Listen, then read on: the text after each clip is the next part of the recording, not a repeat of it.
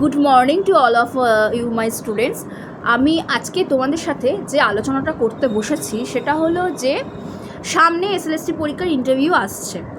SLST পরীক্ষার ইন্টারভিউয়ের জন্য তোমরা কিভাবে প্রিপারেশন নিচ্ছ, দেখো কিভাবে নেবে। প্রথমত তোমরা কিন্তু টেক্সট বই যেগুলো আছে, টেক্সট বইগুলো ভালো করে, যদি 9-10-এর হয় বা 11-12-এর যারা দেবে, টেক্সট বইগুলো ভালো করে পড়ে নিও।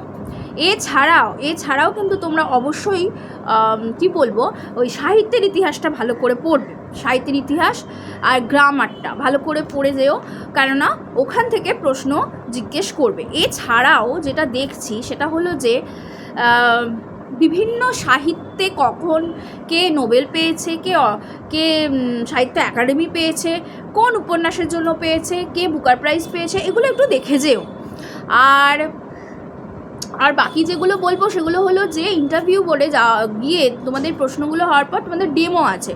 ডেমোতে তোমরা একটা করে নিজেদের বিষয় মানে পছন্দ করে রেখো, যেগুলো তোমাদের কিন্তু ওখানে পড়াতে হবে, এবং সেটা কিন্তু অবশ্যই তোমাদের পছন্দের হতে পারে বা ওনারা যেটা দেবেন নিজেদের পছন্দেই হবে। তোমরা কবিতা বা গল্প বা যারা গ্রামার মানে বাংলা ব্যাকরণ যারা পড়াতে চাও তারা রেডি করে রেখে দিও।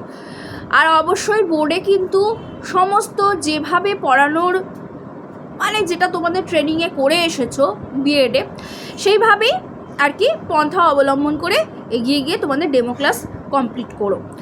আর সকলের জন্য অনেক শুভেচ্ছা, অনেক আন্তরিকভাবে তোমাদেরকে অনেক মানে আগামী দিনের পথে পথ সুগমের জন্য অনেক শুভেচ্ছা, মানে সুগম হোক তোমাদের পথ, এবং অনেক শুভেচ্ছা জানাই, আন্তরিক ভালোবাসা জানাই। এবং তোমরা কিন্তু অল দ্য বেস্ট প্রত্যেককে।